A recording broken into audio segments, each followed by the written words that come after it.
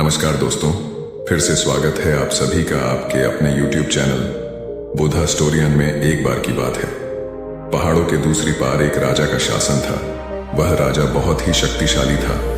उसके पास सब कुछ था, बेशुमार दौलत थी, अच्छी प्रजा थी जो उसका ख्याल रखती थी, उसके आदेशों का पालन किया करती थी और वह भी अपनी प्रजा का खूब ध्यान रखा करता था। उन्हें कभी किसी चीज की कोई कमी महसूस नहीं होने देता था। कहने को तो राजा के पास सब कुछ था, किसी चीज की कोई कमी नहीं थी, लेकिन उसका मन कभी किसी एक काम पर नहीं टिक पाता था। वह जब भी किसी भी चीज को करने का प्रयास करता तो उसका ध्यान कहीं भटक जाता था। इस चीज को लेकर वह बहुत चिंतित रहता था। कई बार वह अपने बगल के राज्य के राजाओं से भी मिला था और सभी ने उसे अलग अलग राय दी। सभी ने उस राजा को अलग अलग तरीके बताए। जो भी तरीके उस राजा ने सुने थे, उन तरीकों को अपने जीवन में उतारा, लेकिन उन उपायों से उसे कोई लाभ न मिला, जिसके कारण वह हमेशा चिंतित रहता, परेशान रहता। कई बार तो रातों को उसे नींद भी नहीं आती थी और केवल करवटें बदलता रहता। एक दिन राजा के कानों तक एक बात पहुंची कि उसके राज्य में एक ऐसा साधारण व्यक्ति है जिसके शब्द अनमोल हैं। जीवन का रहस्य छुपा है, जीवन का सत्य छुपा है और उस व्यक्ति से मिलने के लिए लोग दूर दूर से आते हैं, क्योंकि हर व्यक्ति की समस्या का समाधान वह बहुत ही सरलता और आसानी से करता है। यह बात सुनकर राजा बहुत प्रसन्न हुआ। उसे लगा कि अब उसके सवालों का जवाब उसे मिल जाएगा। इतनी तारीफ सुनकर राजा ने यह तय किया कि वह तुरंत ही जाकर उस व्यक्ति से मिलेंगे और उसे यह भी पता चल जाएगा कि जो लोग उनकी इतनी तारीफ कर रहे हैं, क्या वह सच है या नहीं। अगले दिन सुबह सुबह वह राजा उस व्यक्ति से मिलने के लिए निकल गया। रास्ता कुछ ज्यादा ही लंबा था, जिस कारण राजा ने बीच रास्ते में आराम किया। वहां पर उपस्थित हर कोई उस व्यक्ति के बारे में जानता था। जब राजा ने उनसे उस व्यक्ति के बारे में पूछा तो वे लोग उस साधारण व्यक्ति की खूब तारीफ कर रहे थे।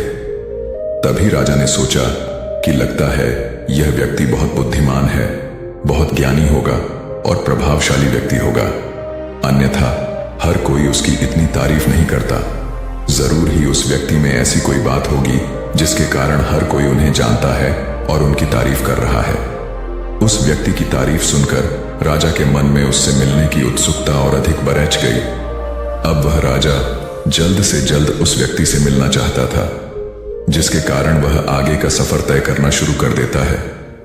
जैसे जैसे वह राजा उस व्यक्ति के आश्रम पहुंचता है, आश्रम में उसे कोई नजर नहीं आता। आश्रम के पीछे एक छोटा सा बगीचा। जब राजा वहां पहुंचता है तो उसने देखा कि एक माली बगीचे में काम कर रहा है। उसका पूरा शरीर मिट्टी से लटपट है, पैरों में कोई चप्पल नहीं है। इसको देखकर राजा ने माली से कहा, सुनिए महोदय, इस आश्रम के गुरु कहाँ हैं? मैं उनसे मिलने आया हूं। इस पर वह माली जवाब देते हुए कहता है, श्रीमान आप अंदर बैठिए, मैं उन्हें बुलाता हूं, वे जल्द ही आपसे मिलेंगे। बात सुनकर राजा अंदर कुटिया में जाकर बैठ गया और उसका आश्रम में आने का इंतजार करने लगा। कुछ देर प्रतीक्षा करने के बाद जब साधारण व्यक्ति उस राजा के सामने पहुंचा, उसने देखा कि यह तो वही व्यक्ति है जो बगीचे में काम कर रहा था। राजा ने उन्हें नमस्कार किया और बहुत हैरानी से कहा, अरे आप तो वही माली है जो बाहर बगीचे में काम कर रहे थे, लेकिन अब की बार तो माली एक बौद्ध भिक्षु के रूप में आया था। तभी बौद्ध भिक्षु राजा से कहते हैं, सम्राट मेरा मजाक माफ कीजिए, मैं बगीचे में छोटा सा काम कर रहा था। मैं यहाँ का मालिक हूँ और मैं ही वह असाधारण व्यक्ति हूँ जिससे आप यहाँ इतनी दूर मिलने आए हैं। कृपया करके अपने आने का कारण बताएं। इस पर राजा उन बौद्ध भिक्षु से कहते हैं, हे महाराज, मैंने सुना है कि आप जैसा व्यक्ति इस पूरे राज्य में नहीं है। मैंने आपकी तारीफ सुनी है, मैंने आपके बारे में कई सारी अच्छी बातें सुनी है।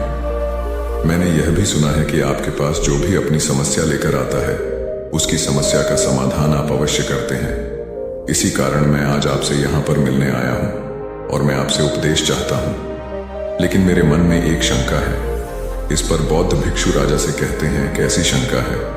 इस पर राजा कहता है, मैंने बहुत से विद्वानों को देखा है, बहुत से ज्ञानियों को देखा है। वे जब भी चलते हैं तो उनके पास तरह तरह के ज्ञान की किताबें होती हैं। उनके पास ऐसा कोई न कोई संकेत जरूर नजर आता है जिससे यह पता चल सकता है कि वे लोग ज्ञानी हैं। आपके पास तो न कोई ज्ञान की किताबें हैं और न ही कोई ऐसे संकेत आप में नजर आ रहे हैं, लेकिन उसके बावजूद आप बहुत शांत नजर आ रहे हैं। क्या आप मुझे इसका रहस्य बता सकते हैं? इस पर बौद्ध भिक्षु मुस्कुराने लगे और राजा से कहते हैं, मेरा ज्ञान तो इस संस्कार में प्रकृति के रूप में हर जगह है। मैं अपना ज्ञान जीवन की सरल और साधारण वस्तुओं से ही लेता हूं। पर महाराज, आप यहाँ किसी समस्या को लेकर परेशान हैं। कृपया आप मुझे आपके यहाँ आने का कारण समझाएं। इस पर राजा कहते हैं, हे गुरुवर, मेरा यहाँ आने का कारण यह है कि मैं किसी भी काम को लेकर लंबे समय तक इस कार्य पर अपना ध्यान नहीं लगा पा रहा। मैं कुछ ही देर में उस कार्य से भटक जाता हूँ। कृपया कर मुझे अपनी समस्या का समाधान बताएं। मैं इस बात से काफी चिंतित हूँ। बौद्ध भिक्षु ने राजा की चिंता को समझकर कहा, महाराज, आपकी समस्या मुझे समझ आ गई है। आप जिस कार्य पर ध्यान नहीं लगा पा रहे, उसके लिए मैं आपको एक उपाय बता सकता हूं, लेकिन आज आपको देर हो चुकी है। आप मुझे कल सुबह मिले। कल सुबह का समय ठीक रहेगा। कल सुबह जब आप मुझसे मिलेंगे तो मैं आपके सभी सवालों का जवाब आपको दे दूंगा। यह कहकर बौद्ध भिक्षु वापस अपने बगीचे में लौट गए और वह राजा भी वापस अपने महल लौट गया। लेकिन सम्राट को रात भर नींद नहीं आई। वो बस यही सोच में खोया रहा कि आखिर बौद्ध भिक्षु मुझे क्या बताने वाले हैं। वो तो मुझे एक साधारण सी माली नजर आ रहे हैं, लेकिन जिस तरह से उनका मन शांत था, जिस तरह से वह शांत नजर आ रहे थे, ये बहुत आश्चर्य करने वाली बात है। रात भर राजा ख्यालों में ही खोया रहा। अगले दिन सुबह सूरज निकलने से ठीक पहले राजा उस आश्रम पर वापस पहुंचा। वहां पर बौद्ध भिक्षु पहले से ही उपस्थित थे। जैसे ही सम्राट वहां पहुंचा, उन बौद्ध भिक्षु ने एक पानी का छोटा सा जग सम्राट के हाथ में थमाते हुए कहा, इसे लीजिए और पौधों पर धीरे धीरे पानी डालिए। यह आपके सामने पूरे 15 पौधे हैं। इन सभी पर आपको इसी प्रकार पानी डालते चलना है। लेकिन जब आप इस क्रिया को कर रहे होंगे तो उस वक्त मेरी एक बात का अवश्य ध्यान रखेंगे कि आपको इस दौरान कुछ और नहीं करना है, न कुछ सोचना है और न ही कहीं आपका ध्यान भटकना चाहिए। आप जब इन पौधों को पानी दे रहे होंगे तो आपका पूरा ध्यान केवल इन पौधों पर ही होना चाहिए। यदि इस बीच आपके मन में कोई विचार आए तो वहीं पर रुक जाइएगा और फिर दोबारा से पहले पौधे से पानी डालना शुरू कीजिए। और जब आप मेरी बात मानकर किसी प्रकार इन सभी 15 के 15 पौधों को पानी दे देंगे, तब आप मेरे पास आइएगा। मैं आपके सभी सवालों का जवाब आपको दे दूंगा। राजा ने आज तक ऐसा कोई काम नहीं किया था और उसे यह काम बहुत छोटा सा लग रहा था। राजा पहली बार ऐसा कोई काम करने जा रहा था।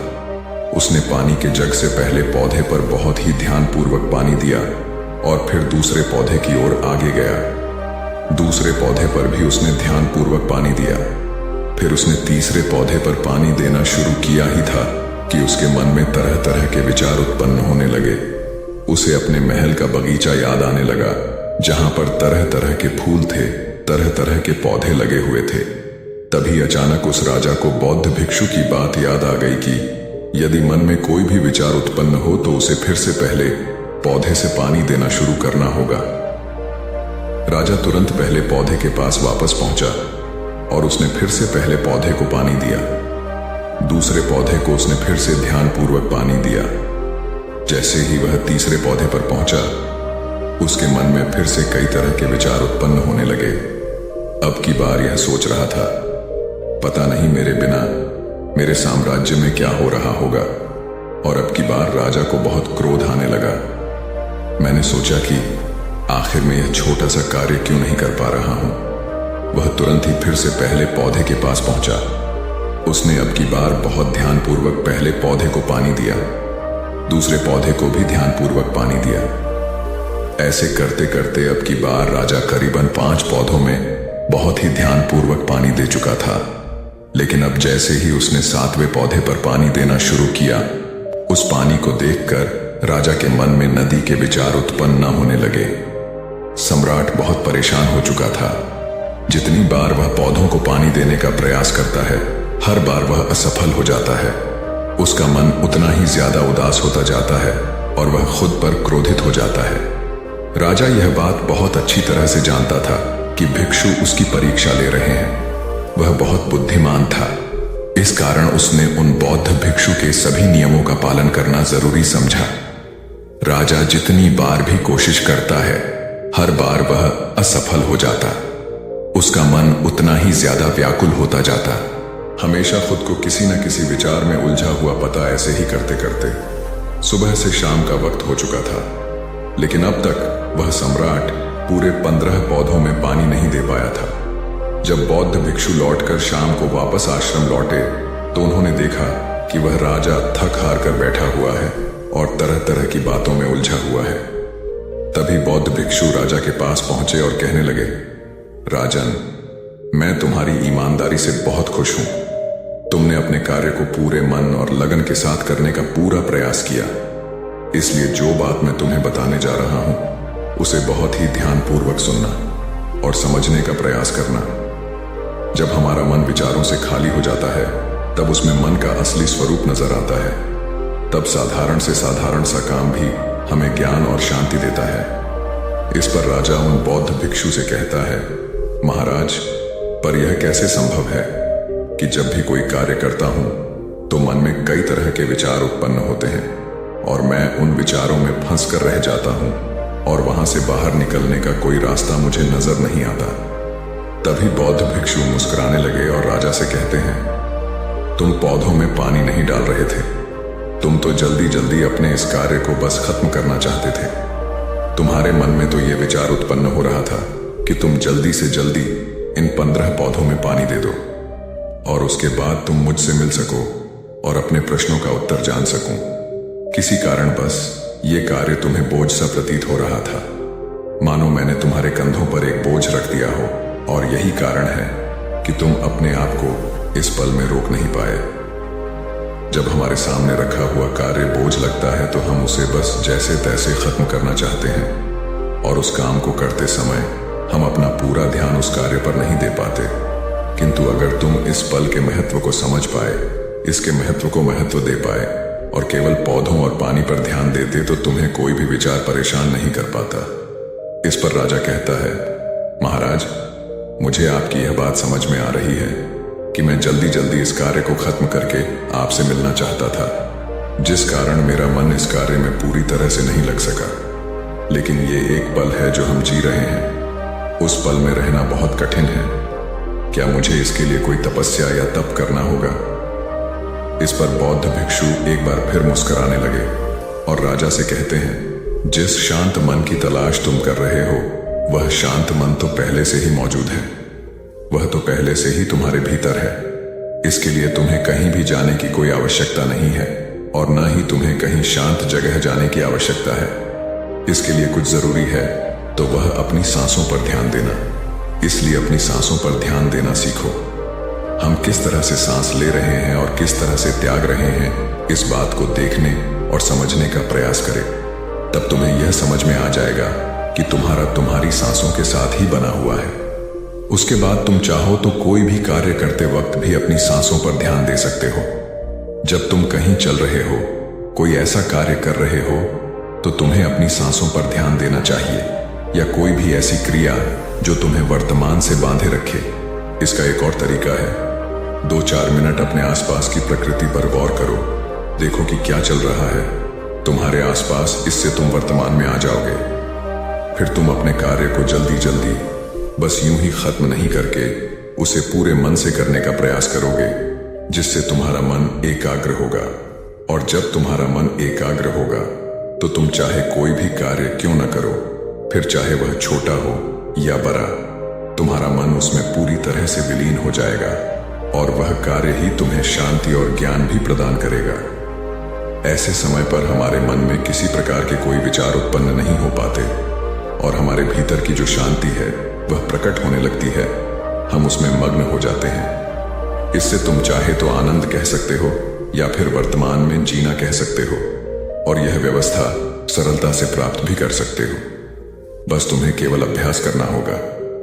बौद्ध भिक्षु राजा से कहते हैं, जो मन मुश्किलों में शांत रहता है, मुश्किलों से भागता नहीं है, केवल सचेत रहता है, वह मन हर परेशानी को पार कर सकता है, हर दुविधा से बाहर निकल सकता है। राजा को बौद्ध भिक्षु की ये सारी बातें समझ में आ चुकी थीं। उसने उन बौद्ध भिक्षु को प्रणाम किया और वहां से वापस वह अपने राज्य महल लौट आया। उसने अपनी सांसों पर ध्यान देना शुरू किया और धीरे धीरे इस निरंतर अभ्यास के कारण वह अपने हर कार्य को ध्यान और मन लगाकर किया करता था, जिससे उसे असीम शांति मिलती थी और वह छोटे छोटे कार्यों से भी ज्ञान प्राप्त कर लेता था। इसलिए दोस्तों, कभी किसी कार्य को बोझ मानकर मत कीजिए, क्योंकि यदि आप उसे बोझ मानेंगे तो जल्दी जल्दी उसे आप अपने ऊपर से उतारने का प्रयास करेंगे, अर्थात उसे जल्दी जल्दी खत्म करने का प्रयास करेंगे। लेकिन इस प्रयास के दौरान आप जो भी कार्य कर रहेंगे वह पूरे मन और लगन से नहीं हो पाएगा, और ऐसे में आप उस कार्य को जो अंजाम देना चाहते हैं, हो सकता है कि आप उसे अंजाम भी न दे सके, और इसी कारण आपके मन में तनाव भी पैदा होता है। हम चिंतित रहने लगते हैं, परेशान रहने लगते हैं, क्योंकि जो अंजाम हम उस कार्य को देना चाहते थे वह अंजाम हम उस कार्य को न दे पाते। और हम में से अधिकांश लोग यही गलतियां करते हैं। जब उन्हें कोई कार्य सौंपा जाता है तो वह उस कार्य को करने का प्रयास तो करते हैं, लेकिन वह चाहते हैं कि वह कार्य कितनी जल्दी खत्म हो जाए, और वह उस कार्य को करते वक्त अपने आप को वहां नहीं रख पाते, बल्कि उनका मन तो कहीं और ही भटकता रहता है। हमारा मन हम पर हावी होने लगता है, हमें तरह तरह के विचार दिखता है और हम उन विचारों में डूबते चले जाते हैं। हम उन विचारों में चले जाते हैं और फिर वहां से हमें निकालने का कोई रास्ता नजर नहीं आता, जिससे हमारे मन में तनाव पैदा होने लगता है। हम बहुत परेशान रहने लगते हैं। हम चाहकर भी किसी कार्य को नहीं कर पाते, और जो कार्य हमें वर्तमान की ओर ले जा सकता था, उस दरवाजे को हम खुद ही बंद कर देते हैं, क्योंकि वह कार्य हमें बोझ लगने लगता है। इसलिए जब भी आप कोई कार्य शुरू करना चाहते हैं तो उससे पहले अपना पूरा ध्यान अपनी सांसों पर केंद्रित करें, और फिर आप चाहें तो अपने काम के दौरान भी अपनी सांसों पर अपना ध्यान लगाए रख सकते हैं। और यही सांस का जो ध्यान है, यह आपके काम के ध्यान में परिवर्तित हो जाएगा, और इस कार्य में जो भी कठिनाइयां उत्पन्न हो रही हैं उसे आप पल भर में सुलझा देंगे। फिर चाहे कैसी भी विपरीत परिस्थिति या आपके सामने क्यों ना आ जाए, आप उस कार्य को पूरे मन और लगन के साथ पूरा करके ही रहेंगे। तो दोस्तों, उम्मीद है इस वीडियो से आपको काफी कुछ सीखने को मिला होगा। तो इस वीडियो को लाइक करो ताकि वीडियो को और भी लोगों तक पहुंचाए।